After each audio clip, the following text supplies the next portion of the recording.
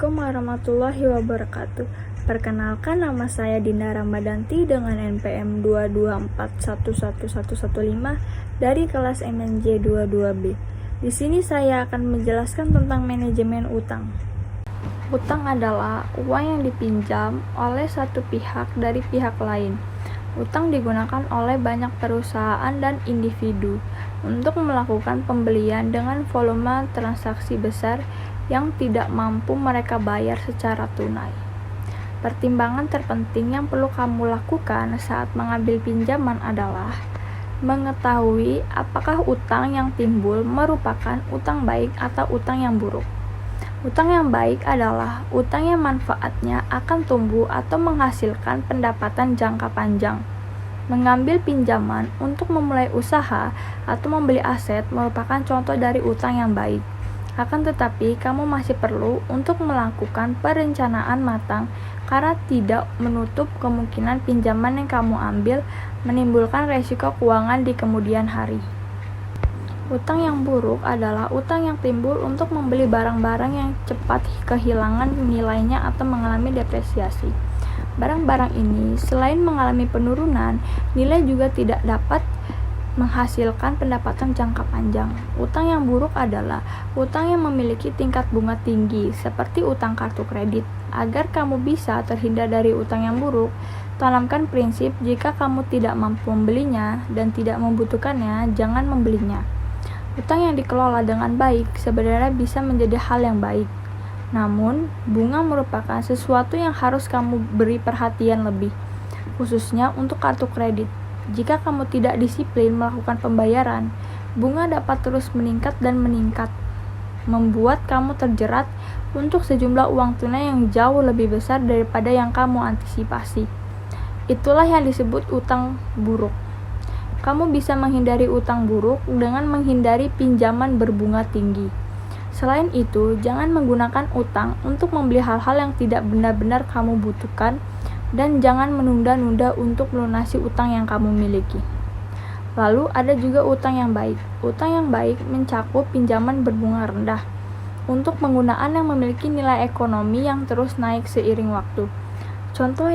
Contoh utang baik adalah KPR. KPR memiliki suku bunga yang rendah, namun rumah yang kamu miliki nilainya akan terus naik seiring waktu. Selain KPR, pinjaman jangka pendek dengan nominal kecil untuk keperluan bisnis juga termasuk utang yang baik. Selain menjadi suntikan modal, kamu juga dapat meningkatkan skor kredit kamu di mata bank sehingga kamu menjadi nasabah terpercaya untuk mendapatkan pinjaman yang lebih tinggi di kemudian hari. Selanjutnya yaitu pengertian dari manajemen utang. Manajemen utang adalah rencana pembayaran yang diatur melalui pihak ketiga atau agen konseling kredit yang akan menetapkan jadwal dan ketentuan pembayaran baru yang dapat membantu kamu membayar utang dengan lebih terjangkau sesuai kemampuan membayar saat ini, atau malah lebih cepat. Manajemen utang biasanya ditawarkan kepada peminjam yang dianggap oleh konselor kredit tidak dapat membayar kembali pinjaman mereka berdasarkan tinjauan keuangan mereka. Rencana pengelolaan utang umumnya mencakup utang tanpa jaminan atau pinjaman tidak dijamin dengan agunan, seperti utang kartu kredit, KTA, atau KPR. Manajemen utang adalah proses pembayaran utang yang memang dimaksudkan untuk membantu orang yang terlibat utang. Banyak perusahaan yang khusus bergerak di bidang konseling kredit menawarkan rencana manajemen utang untuk membantu orang yang terlibat utang dan kredit yang besar agar kondisi keuangan mereka membaik. Utang memiliki beberapa jenis jika dilihat berdasarkan jangka waktu pengembalian dan sifat pengelolaan. Dengan memahami jenis-jenis utang, kamu bisa mengoptimalkan manfaat yang bisa kamu peroleh dari utang.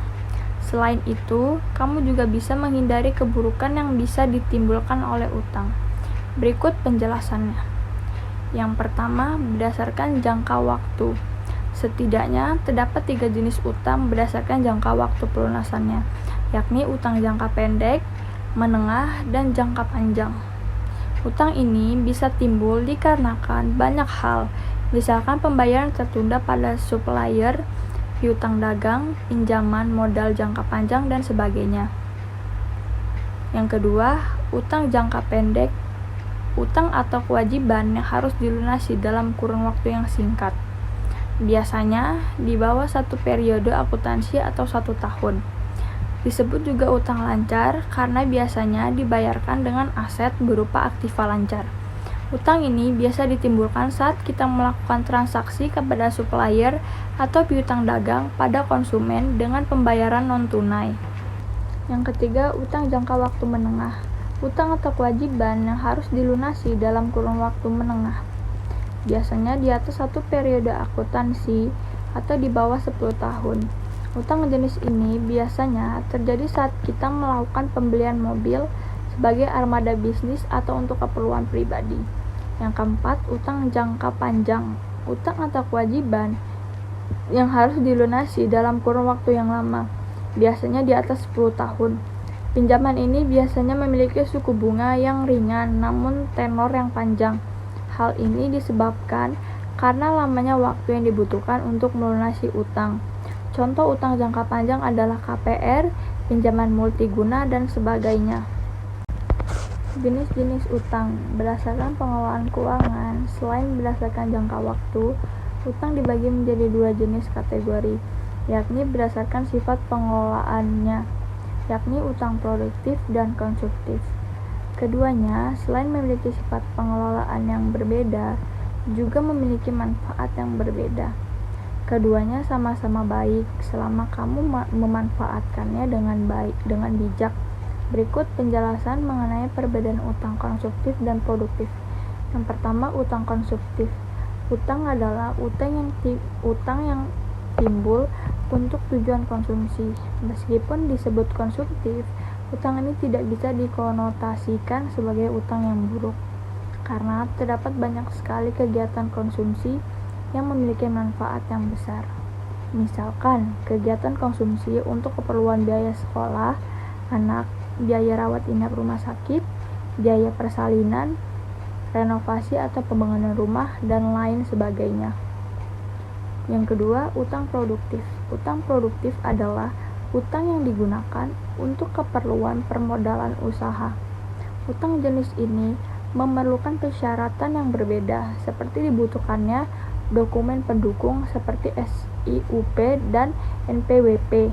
Utang produktif tidak hanya dapat digunakan untuk membiayai usaha pribadi, namun bisa juga digunakan untuk keperluan investasi, pembelian franchise, atau pembelian aset lainnya.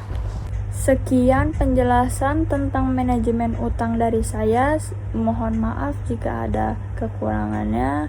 Saya akhiri. Wassalamualaikum warahmatullahi wabarakatuh.